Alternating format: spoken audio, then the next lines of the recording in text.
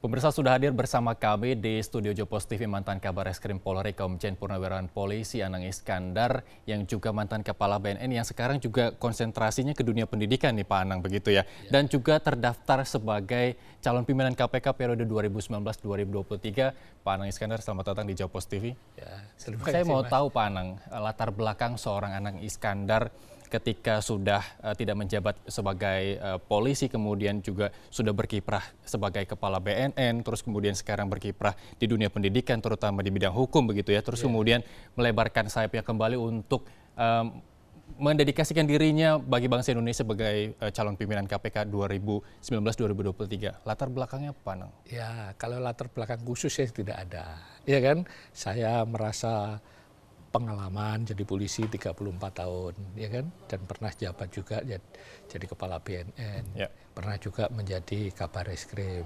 Artinya kalau sekarang ada pengumuman, ya kan, KPK untuk mencari komisioner, gitu ya, saya kira pekerjaan ini tidak terlalu jauh dan saya tidak perlu menyiapkan secara khusus. Karena sudah punya pengalaman gitu ya, pengalaman. Jadi saya makanya enjoy saja, tidak punya latar belakang khusus. Tapi ya selama ini setelah pensiun kan jadi dosen. Nah, saya terpanggil karena salah satu unsur yang diminta oleh KPK adalah unsur dosen. Nah, dengan dosen itulah kita mendaftar di KPK. Baik, ada persiapan khusus ketika hari ini mungkin tanggal 4 Juli 2019 merupakan hari terakhir begitu, kemudian ada tahapan selanjutnya. Ya. Apa persiapan Pak Anang untuk melangkah ke tahap selanjutnya? Ya, kalau kembali lagi ya, karena saya juga latar belakangnya hukum, ya sedikit banyak sudah ada persiapan. Ya. Saya juga latar belakangnya penyidik, sedikit banyak juga sudah persiapan. Jadi persiapan kita tinggal ya sambil lalu. Habis ini kita baca-baca tentang pengetahuan situasi dan hal-hal yang perlu saya ketahui. Baik. Kalau yang bisa diaplikasikan ketika Pak Anang dulu menjabat sebagai kepala BNN begitu ya, sedikit banyak menangani kasus narkotika yang berhubungan dengan tindak pidana pencucian uang dan lain sebagainya. Apa yang bisa diaplikasikan ketika Pak Anang menjabat sebagai kepala BNN ketika nanti menjabat sebagai pimpinan KPK? Ya, pertama masalah narkotika sama korupsi itu kan hampir sama nuansanya. Artinya tinggal fokusnya saja. Kalau sini fokusnya narkotika, ini fokusnya korupsi. Tapi semuanya hampir sama. Pencegahan dan pemberantasan. Kalau di sini narkotika, di sini korupsi. Jadi ada balance, harus ada balance antara pencegahan dan pemberantasan. Dan punya roh yang sama, yaitu tindak pidana pencucian uang. Ya. Jadi tindak pidana pencucian yang berasal dari masalah narkotika itu jumlahnya sangat besar dan ini menjadi pelopor adanya tindak pidana pencucian uang dari kejahatan-kejahatan yang lain seperti korupsi. Nah, ini hampir sama penanganannya.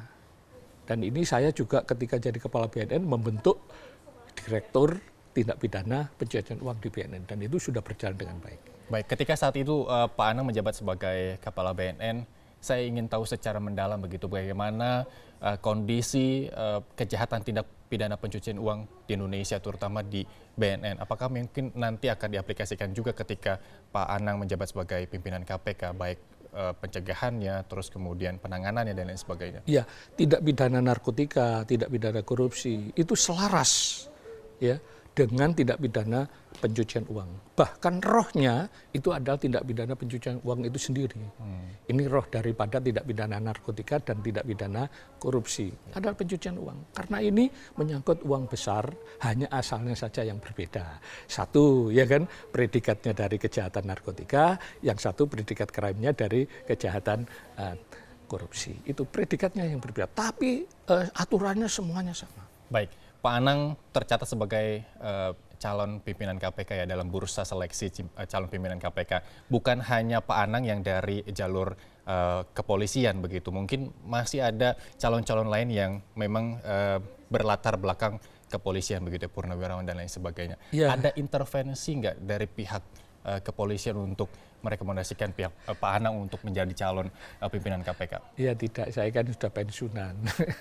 Jadi saya tidak bukan polisi lagi. Sejak 3 tahun yang lalu saya sudah pensiun dan berkiprah menjadi dosen gitu ya.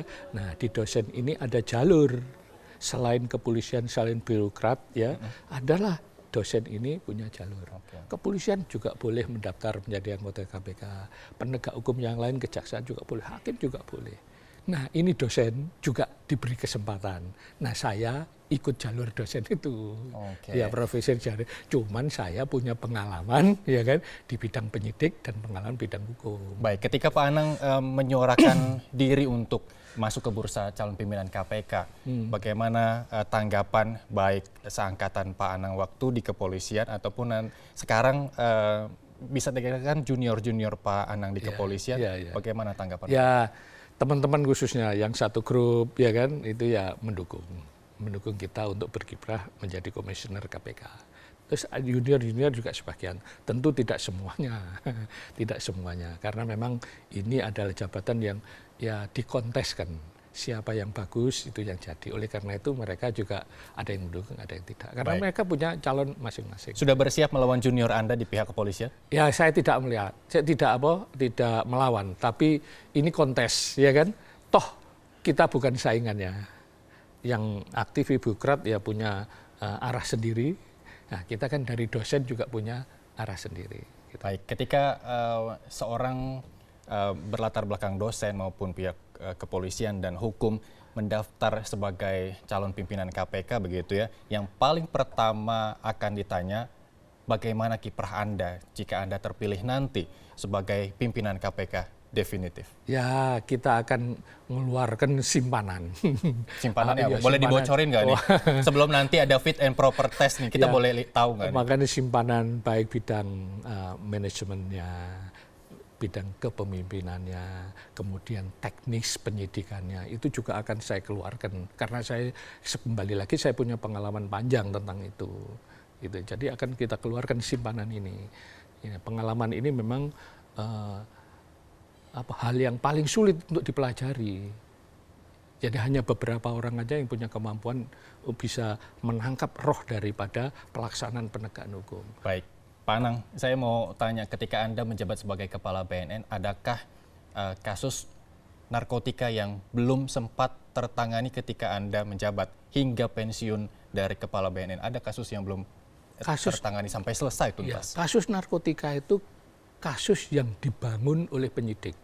Jadi tidak ada yang tidak selesai atau selesai. Kalau ketangkep pasti selesai, gitu. Karena itu memang kasus yang dibangun. Tapi kalau yang tidak ditangkap, ya tetap banyak, gitu. Yang ditangkap pasti selesai. Baik, karena kasus narkotika, kasus korupsi itu termasuk kasus yang demikian. Kalau kita bangun pasti bisa selesai. Baik, ini berjaringan kasus narkotika. Ya. Sampai mana jaringan itu bisa diputus? Tugasnya penyidik adalah memutus jaringan itu. Ini yang terus-menerus harus diungkap. Karena tanpa semangat untuk mengungkap, jaringan itu hanya putus sebagian. Padahal jaringan itu banyak. Nah, tapi kalau kita bisa menyeimbangkan antara demand and supply, itu nanti akan putus sendiri jaringannya. Baik, Pak Anang, kita tahu bahwa ada beberapa kasus yang ditangani oleh KPK di beberapa periode pimpinan KPK belum juga usai. Kita sebut saja kasus Senturi begitu ya, sampai sekarang masih diusut dan lain sebagainya. Kasus BLBI juga masih diusut sampai saat ini begitu. Apakah Anda punya keyakinan bahwa di kepemimpinan Anda nanti jika terpilih sebagai pimpinan KPK, kasus itu akan selesai? Saya harus pelajari itu. Saya sendiri tidak ikut menangani kasus itu dan tidak menyentuh, hanya baca-baca dari media apa benar, karena penyidikan penegakan hukum itu harus memperhatikan fakta-fakta hukum dan juga fakta-fakta hitam di atas putihnya. Nah, itu yang harus kita pelajari dulu. Jadi saya belum bisa memberikan penanganan atau judge yang gimana nanti. Baik, nanti kalau sudah bisa ditanyakan. Baik, soal kualifikasi kita balik lagi Pak Anang. Setahu Anda apa kualifikasi yang memang seharusnya dimiliki oleh seorang pimpinan KPK di samping kemampuan penyidik yang Anda utarakan di awal tadi begitu, kemampuan apa lagi yang mungkin bisa dimiliki seorang pimpinan KPK selain kemampuan penyidik? tingkat dia kan leadership sama manajerial yang cukup. Itu jadi kalau dia punya pengalaman manajerial yang cukup, punya leadership yang cukup bagus, itu yang sangat diperlukan karena dua hal ini sangat kental dengan teknis penindakan atau pencegahan dan penindakan masalah korupsi di Indonesia. Baik, ketika tadi kita bicara soal narkotika begitu ya, Anda menyebut tindak pidana pencucian uang itu adalah ranah yang paling penting setiap narkotika begitu ya. Dan kemudian di KPK sendiri begitu, seberapa penting seorang calon pimpinan KPK memahami soal tindak pidana pencucian uang, seberapa penting Pak? Sangat penting, karena itu adalah rohnya tindak pidana narkotika, rohnya tindak pidana korupsi, ya kan? Itu adalah aliran uangan, sumber dayanya. Kalau tanpa itu mereka tidak bisa berbuat. Oleh karena itu ini sangat penting. Tindak pidana pencucian uang itu yang bisa membuat bandar narkotika, termasuk mereka yang korupsi itu tidak berdaya. Baik, terakhir mungkin Pak Anang, ketika Anda nanti akan menuju tahap selanjutnya, fit and proper test, terus kemudian pengurangan gugur dan lain sebagainya hingga terpilih 10 orang calon untuk diserahkan kepada DPR begitu ya.